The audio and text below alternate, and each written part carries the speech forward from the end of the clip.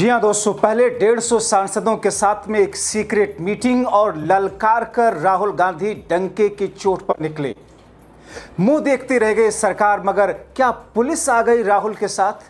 स्वागत है आप सभी का। आप देख रहे हैं द राजनीति का विशेष सेगमेंट खबर और विश्लेषण। मैं हूं जब्बार खान। दोस्तों, एक बार फिर से राहुल गांधी ने यह साबित कर दिया कि सरकार उनको रोक पाने में सक्षम है ही नहीं। ठीक उसी तरीके से जैसा कि प्रधानमंत्री आवास के बाहर जब राहुल गांधी धरने पर जा रहे थे, सरकार अपने तमाम इंटेलिजेंस, पुलिस, सुरक्षा व्यवस्था के बावजूद सक्षम थी ही नहीं कि राहुल की प्लानिंग के बारे में जानकारी हासिल कर सके। और राहुल गांधी पहुंच गए थे 7 कल्याण मार्ग, प्रधानमंत्री के बंगले के बाहर, जहां प्रधानमंत्री आराम फरमा रहे थे। ठीक उसी तरीके से राहुल गांधी ने दोस्तों एक मीटिंग की और मीटिंग में एक प्लान तैयार किया। राहुल गांधी ने एक आह्वान किया। आह्वान पूरे देश से किया, देश के छात्रों से किया और खास तौर पर इंडिया गठबंधन के सभी छात्रों से किया। क्योंकि दोस्तों, देश के छात्रों और देश के भविष्य की इस लड़ाई को राहुल गांधी पीसफुल तरीके से, गांधीवादी तरीके से अब आगे ले जाने की कोशिश कर रहे हैं। क्योंकि दोस्तों, भारतीय जनता पार्टी के पिछलिग्गू, सेल्फ क्लेम्ड तथा कथित बुद्धिजीवी जो खुद को बुद्धिजीवी मानते हैं, वो इस बात को और दरबारी मीडिया पर उठाने लगे कि दरअसल राहुल इस आंदोलन के जरिए अपनी राजनीतिक रोटी सेक रहे हैं और राहुल दरअसल प्रधानमंत्री के आवास के बाहर जाकर के खुद को चमका रहे थे। तो राहुल ने गांधीवादी का ऐसा तरीका ढूंढा जिससे पुलिस हैरान, मोदी शाह हैरान, सरकार हैरान और राहुल के आलोचक भी हैरान। दोस्तों, हालांकि इस बीच में राहुल गांधी को पुलिस ने रोकने की पूरी कोशिश की, लेकिन रोक नहीं पाई। और ऐसे में ये भी खबरें आई ठीक उसी तरीके से जैसे राहुल गांधी ने प्रेस कॉन्फ्रेंस में कल ये कहा था।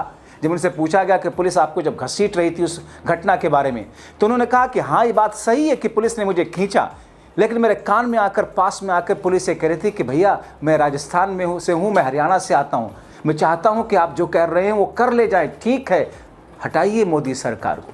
दोस्तों, ठीक उसी तरह प्रधानमंत्री के आवास के बाहर राहुल जैसे धरने पर बैठे थे और तब सरकार को भनक तक नहीं लगी। मगर इस बार राहुल 2 कदम और आगे निकले, बाकायदा ऐलान किया, ऐलान करके गांधी स्मृति के लिए निकले। सरकार ने चारों तरफ से पहरा कर दिया था, बावजूद इसके राहुल को रोक नहीं पाई। पुलिस देखती रही। राहुल, प्रियंका गांधी समेत सभी विपक्षी सांसद गांधी स्मृति पहुंचे। इससे पहले शाम में राहुल गांधी के घर पर जिस बैठक में यह फैसला लिया गया, जिसके बाद सभी प्रियंका गांधी समेत कांग्रेस और विपक्षी सांसद बस में 30 जनवरी मार्ग के लिए रवाना हुए। हालांकि राहुल को रोकने की पुलिस की पूरी कोशिश रही, मगर पुलिस रोक नहीं पाई। दोस्तों,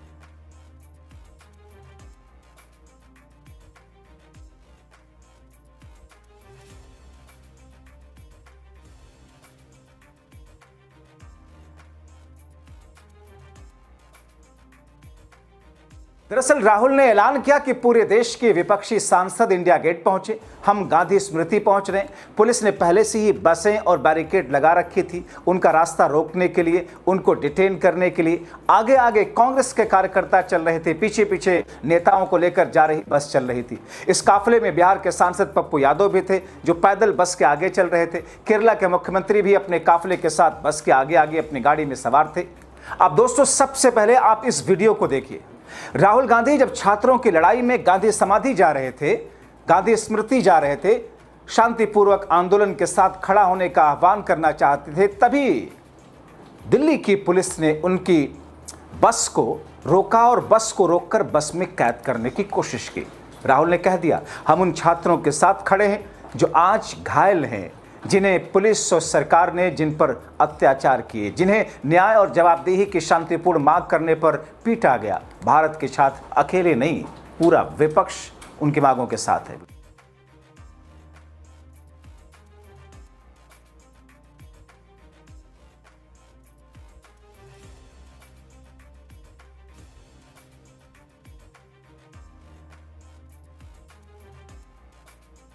अब दोस्तों, राहुल ने बस से ही वीडियो बनाकर देश भर के लोगों और इंडिया गठबंधन समेत विपक्ष के सारे सांसदों से अपील करते हुए कह दिया कि सब इंडिया गेट की तरफ आए।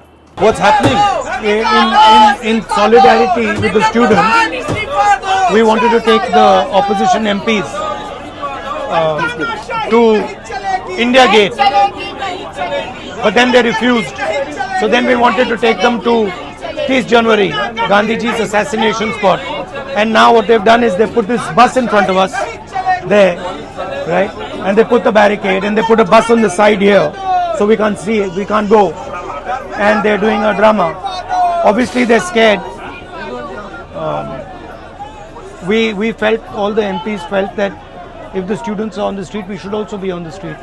राहुल गांधी ने ऐलान किया था जो हमारे छात्र हैं वो सड़क पर हैं। विपक्ष के सारे सांसदों को लगा कि हमें भी सड़क पर होना चाहिए।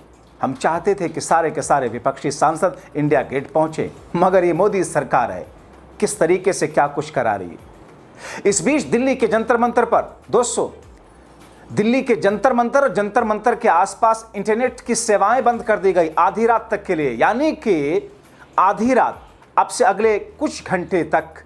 और आधी रात क्या वो सुबह तक ऐसा हो सकता है, क्योंकि रात में क्या होता है, कल आपने देखा किस तौर पर पुलिस ने अचानक आंसू गैस के गोले छोड़े, छात्रों पर लाठीचार्ज की। और आज शाम में एक आदेश एनडीएमसी का आपने देखा कि किस तरीके से जंतर मंतर के आसपास की कनॉट प्लेस की दुकानों को बंद करने का आदेश दिया गया था। और ये कहा गया विपक्षियों की तरफ से कि क्या प्लान है सरकार का, क्या छात्रों को फिर से पीटना है, एम्बुलेंस आखिर वहां क्यों इतनी सारी खड़ी की गई हैं, पुलिस की टुकड़ियां क्यों बढ़ाई जा रही हैं, दुकानों को क्यों बंद कराया गया। और अब जंतर मंतर पर उसके 1.5 से 2 किलोमीटर के एरिया में इंटरनेट सेवा इस वक्त बंद कर दी गई है, यानी कि यह सेवा रात के 12 से 2 बजे तक ये इंटरनेट की सेवा बंद रहेगी।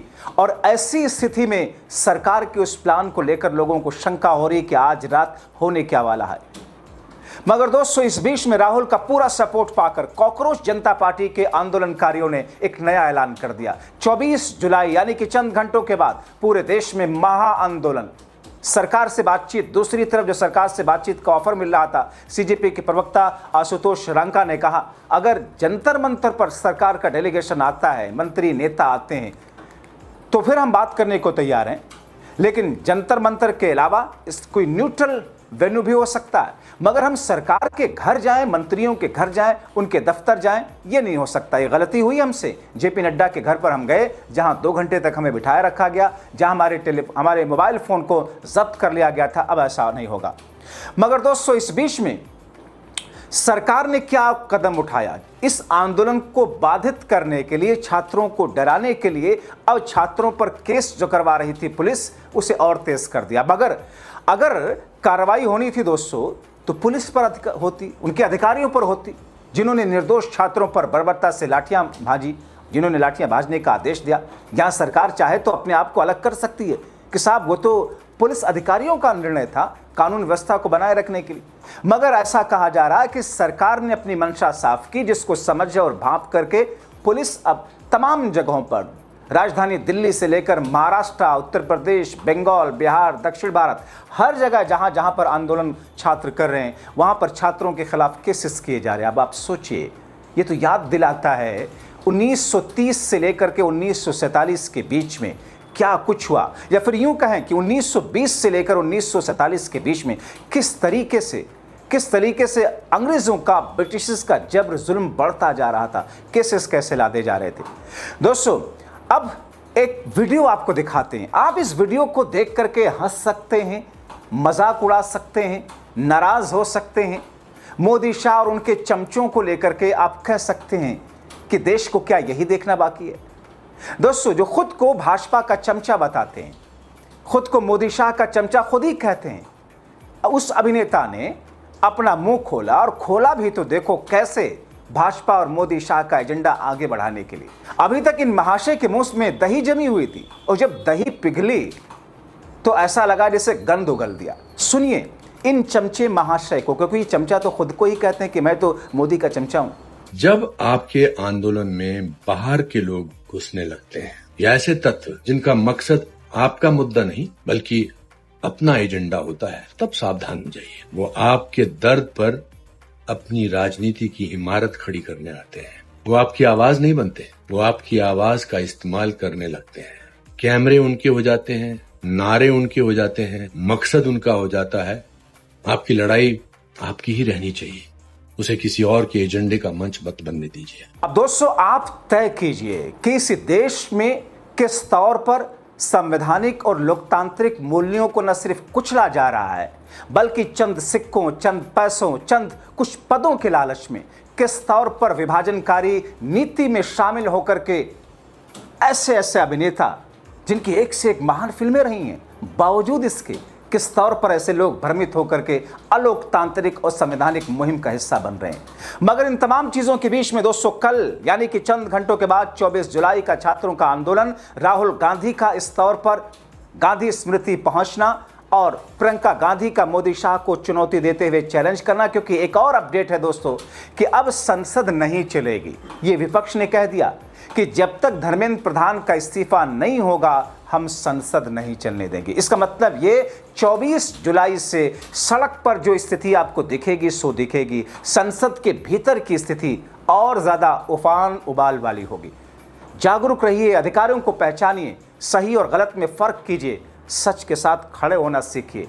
आपके हाथ में मोबाइल फोन सेट है जिस पर सब कुछ है, वहां से आपकी एक आवाज बहुत कुछ बदल सकती है। कमेंट लिखें।